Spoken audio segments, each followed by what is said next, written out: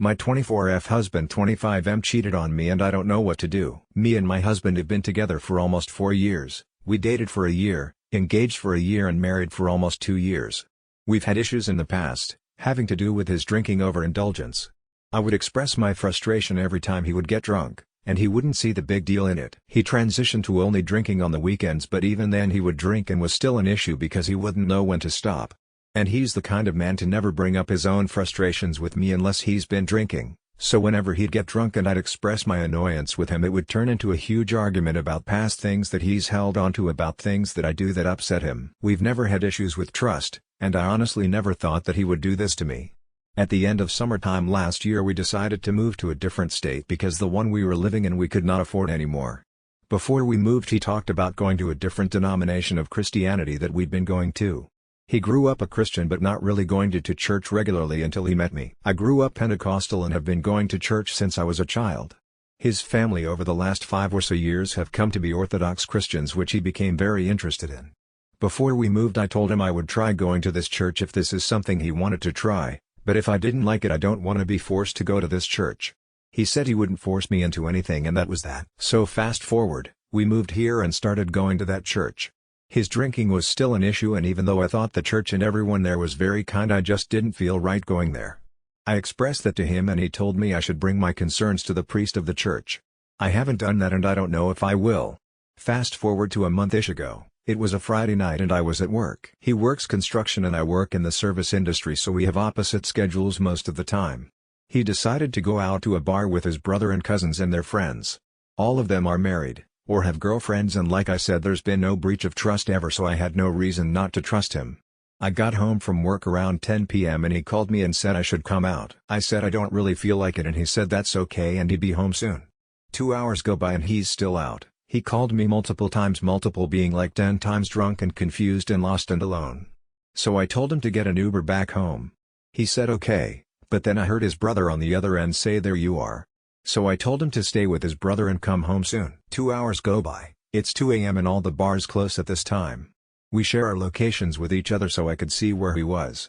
I texted him and told him to get home and I fell asleep by my phone. I get a call from his brother saying that they lost him and they couldn't find him and they had left him downtown alone. So I call him again, and I heard a woman on the other end laughing. He picks up and says hello? And I said who is that? And he said just a friend.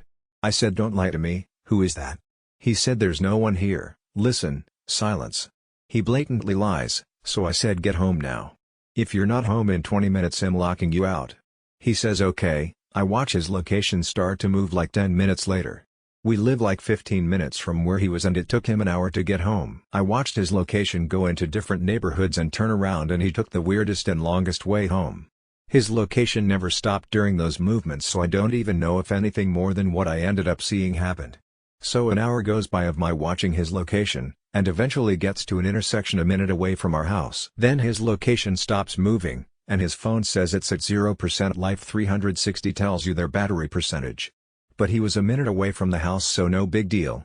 20 minutes go by, he's still not home. So I decided to get in my car and go drive to where his location was last updated. Drive around the gas stations, there was no parked cars, nothing. So I drive back home. Check his location again and it shows me that it's back down the road that he already came down. So I got in my car again and started driving towards him. Until his location started to move towards me again.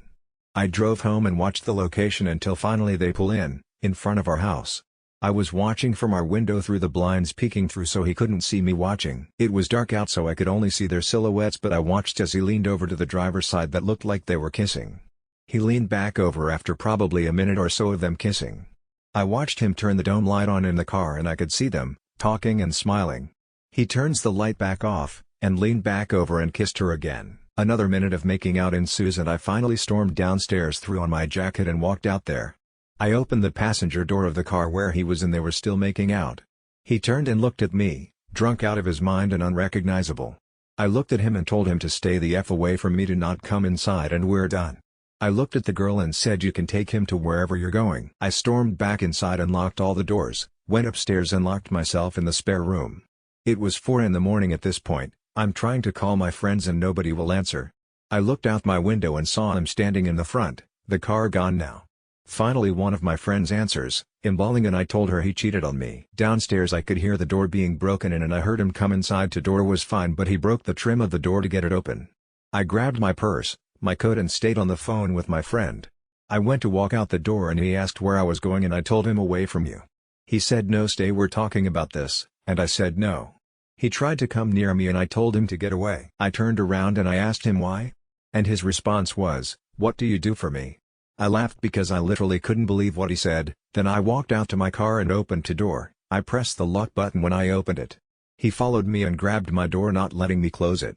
I said let go and he said get inside now, and we just kept repeating the same things, getting louder and louder. Eventually I shoved him hard enough where he stumbled back and let go of the door, giving me enough time to close it. He tried to open it. Realizing it was locked, he hit my window and stormed inside.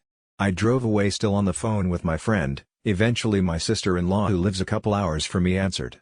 My friend that answered originally lives in the state we moved from. She said to go to my brother-in-law's house because he's the closest to me, only like 20 minutes. Long story short, sister-in-law and her husband, my husband's brother, drive up from where they live. They went to go check on my husband before coming to me. When they walked in our house, he was passed out on the floor of our living room. Then, without me having a say in it, they drove him to where I was staying. To make an already long story short, he basically said he feels alone and that I don't do enough for him. He feels like he does all the cooking and cleaning, etc., which I can admit that I could do better on that, but that's no excuse for what he did. And he feels alone emotionally because he doesn't share his true emotions with me unless he's been drinking. So how am I supposed to know he feels a certain way if he doesn't tell me out of fear of making me upset? Which we've had multiple conversations about this. I told him it doesn't matter if it makes me mad, he still needs to say something instead of letting it fester. Still nothing changes in the behavior. I packed a bag and stayed the night at his cousin's house because nothing came of the first conversation. He said he was done drinking completely. That first night I stayed at his cousin's, I drove over to her house to see if he kept the promise, and I walk in and there was an empty either 12 or 18 rack of beer, I can't remember which amount it was. I said you already broke my trust again. And I asked why he was drinking and he said, well, I didn't know you were coming home. I walked away laughing because I couldn't believe the excuse. I said that he should be begging on his knees for me not to leave him. I said how lucky he was to have me. I am the most loyal person you'll ever meet. And I have had many men approach me wanting to ask me out, but I never thought for a second about doing anything like that because I am married. My friends bought me a ticket home the next day and I stayed there for a couple of days. I made the decision to stay and try to work on it because I love him so much. I told him he needs to quit drinking, which he has for almost a month now, no more nicotine, he needs to get on ADHD medication, he needs to get his license back, he got a DUI 2 weeks before split wedding, and we need to go to a different church. He also has surgery he needs to get done. He hasn't done any of these things for himself since we've been together, which now he's taken some initiative and gotten appointments for most of these things. But since I've moved back and I've been having to remind him just like before that he needs to get this stuff done. I feel like a mother to him sometimes. We have an appointment for marriage counseling next week. We had to fill out intake forms for it and I read his, and he stated the only issues we have is trust because of his infidelity, even though we have a lot more issues than that. I am struggling with the thought of this happening again 10 years down the line, but then we have kids involved. I'm struggling with the fact that he might come to resent me because he wants to go to that church but I don't want to. He said he'll go to a different church because he wants to save our marriage, which sounds like a very likely possibility of resentment arising in the future. I'm afraid that he will go right back to what he was doing before and making me nag him over and over about certain things. I know this is long and I don't know how subreddits work, so this could get taken down. I just don't know what to do anymore. I would love honest advice. I can answer any questions because I couldn't very well fit all our relationship fights or conversations in one post. Added something important I should have definitely included, that he did apologize multiple times. Not the night it happened, but when his family brought him over to see me he did apologize. He's the one that brought up counseling, if that makes any difference. He wasn't even sorry at all. Shifted the blame to you, and you still went back?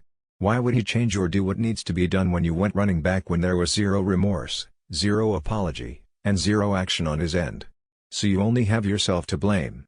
You should have left and stayed gone.